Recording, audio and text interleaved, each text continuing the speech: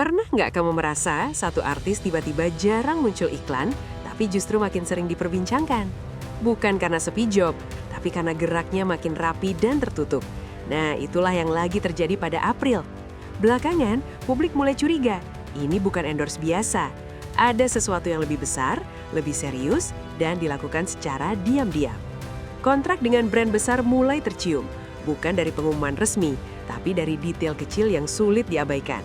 Sebelum kita bongkar ceritanya satu persatu, pastikan kamu like, share, dan subscribe channel ini supaya nggak ketinggalan update paling panas seputar perjalanan April dan dunia hiburan Indonesia. Cerita ini tidak dimulai dari pernyataan resmi atau konferensi pers, justru bermula dari pengamatan sederhana para netizen yang merasa ada yang berubah dari April. Jika dulu April cukup sering terlihat menerima berbagai endorse, belakangan namanya justru jarang muncul di promosi yang terlalu ramai. Namun anehnya, popularitasnya tidak menurun. Bahkan engagementnya justru terlihat stabil bahkan meningkat. Ini memunculkan pertanyaan, kemana April sebenarnya melangkah? Publik mulai menyadari bahwa setiap kemunculan April kini terasa lebih terkurasi. Ia hanya terlihat bersama brand tertentu dengan visual yang rapi dan pesan yang konsisten. Tidak ada kesan coba-coba atau asal terima. Dari sinilah muncul dugaan awal bahwa April mungkin sudah berada di bawah kontrak khusus. Dugaan ini diperkuat oleh sikap April yang semakin hati-hati dalam berbicara soal kerjasama. Ia tidak pernah menyebut nama brand secara terang-terangan, tapi juga tidak membantah ketika ditanya soal kesibukan di luar panggung. Semua ini terasa seperti strategi yang sengaja dijaga rapat. Publik pun mulai menyusun cerita sendiri, menghubungkan satu potongan dengan potongan lainnya. Jika diperhatikan lebih dalam, perubahan pola endorse April sangat terasa. Ia tidak lagi muncul di berbagai produk dengan kategori yang sama secara bersamaan. Tidak ada tumpang tindih brand, tidak ada promosi yang terkesan tabrakan. Ini bukan pola endorse artis baru, melainkan pola artis yang sudah terikat kontrak eksklusif. Netizen yang paham dunia marketing langsung menangkap sinyal ini. Dalam industri brand, eksklusivitas adalah kunci. Dan eksklusivitas biasanya dibayar mahal. April terlihat hanya berinteraksi dengan satu jenis brand dalam satu periode tertentu. Bahkan unggahan yang terkesan personal pun tetap menjaga estetika yang selaras. Ini jarang terjadi jika tidak ada arahan profesional. Publik mulai bertanya-tanya, siapa yang mengatur semua ini? Apakah April kini berada di bawah manajemen brand besar atau justru sudah menandatangani kontrak jangka panjang? Semua tanda mengarah ke satu kesimpulan. Ini bukan kerjasama biasa. Kecurigaan publik semakin kuat ketika detail-detail kecil mulai disorot. Mulai dari wardrobe April yang terlihat konsisten, ton warna unggahan yang seragam, hingga caption yang terasa lebih brand-friendly. Bahkan cara April menyebut produk pun tidak pernah terlalu eksplisit. Ini ciri khas kontrak besar, di mana citra artis dijaga jangka panjang, bukan sekedar satu kali promosi. Netizen juga menyoroti waktu unggahan yang teratur, seolah mengikuti jadwal kampanye. Tidak ada posting mendadak, tidak ada promosi spontan, semua terasa direncanakan. Hal ini membuat publik yakin bahwa April kini tidak lagi bergerak sendirian. Ada tim, ada strategi, dan ada kesepakatan besar di balik layar. Detail-detail ini mungkin terlihat sepele, tapi bagi mereka yang paham industri, ini adalah tanda yang sangat jelas. Perbedaan antara endorse dan kontrak besar terletak pada komitmen.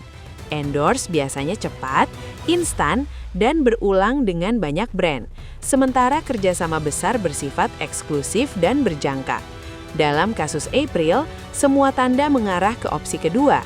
Ia tidak lagi terlihat bebas mempromosikan banyak produk, justru terlihat selektif dan konsisten. Ini menandakan adanya kesepakatan yang mengikat. Publik mulai menyadari bahwa April mungkin sedang mempersiapkan fase baru dalam kariernya, bukan hanya sebagai penyanyi, tapi juga sebagai wajah brand. Kerjasama seperti ini biasanya tidak diumumkan di awal, karena brand ingin membangun cerita secara perlahan. Dan April tampaknya menjalani peran ini dengan sangat rapi. Begitu isu ini menyebar, reaksi netizen pun beragam. Ada yang kagum, ada yang kaget, dan ada juga yang merasa bangga. Banyak yang menilai bahwa April akhirnya sampai di tahap yang selama ini diimpikan banyak artis. Kolom komentar dipenuhi spekulasi soal nilai kontrak, durasi kerjasama, hingga brand apa yang berada di balik layar. Namun menariknya, reaksi ini cenderung positif. Publik melihat ini sebagai hasil kerja keras, bukan sensasi. April dianggap pantas mendapatkan kepercayaan brand besar karena sikap dan konsistensinya selama ini. Reaksi ini menunjukkan bahwa citra April di mata publik cukup kuat dan bersih. Di tengah semua spekulasi, April memilih diam. Tidak ada klarifikasi, tidak ada pamer, dan tidak ada pembenaran. Sikap ini justru memperkuat dugaan adanya kontrak besar. Dalam dunia brand, kerahasiaan adalah bagian dari strategi. April terlihat memahami hal ini dengan baik.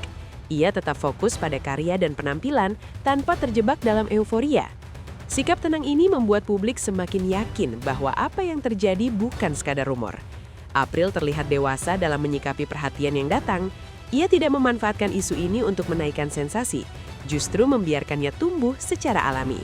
Isu kontrak besar ini secara langsung berdampak pada citra April. Ia mulai dipandang sebagai artis yang naik kelas. Tidak lagi hanya berbicara soal panggung, tapi juga soal nilai komersial.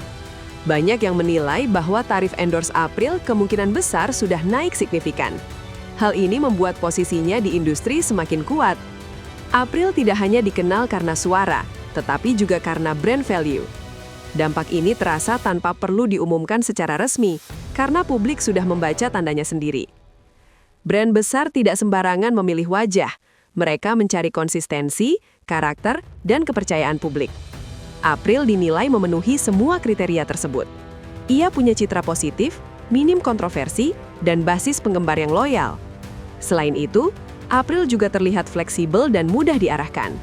Ini adalah kombinasi ideal bagi brand yang ingin membangun kampanye jangka panjang. Tidak heran jika akhirnya brand besar berani mengikat April secara eksklusif. Kontrak besar bukan hanya soal uang, tapi juga soal arah karir. Jika dugaan ini benar, maka April sedang melangkah ke fase yang lebih matang. Ia tidak lagi hanya mengejar popularitas, tetapi membangun fondasi jangka panjang. Kerjasama dengan brand besar membuka peluang lain, mulai dari proyek eksklusif hingga ekspansi ke ranah yang lebih luas.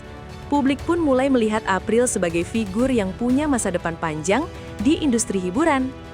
Cerita ini terus hidup karena dibangun dari observasi nyata, bukan klaim sepihak. Publik merasa dilibatkan dalam proses membaca tanda-tanda yang muncul. Tidak ada drama, tidak ada konflik, tapi justru itulah yang membuatnya menarik. April menjadi contoh bagaimana karir bisa naik secara elegan tanpa harus ribut. Selama April menjaga konsistensi ini, cerita tentang kontrak diam-diam ini akan terus menjadi bagian dari narasi perjalanannya. Itulah cerita lengkap di balik dugaan kontrak diam-diam April dengan brand besar yang bukan sekadar endorse biasa. Terlepas dari benar atau tidaknya detail kontraknya, satu hal yang jelas, April sedang melangkah ke level yang lebih tinggi dengan cara yang rapi dan tenang. Terima kasih sudah menonton. Temukan video menarik lainnya di playlist channel kami.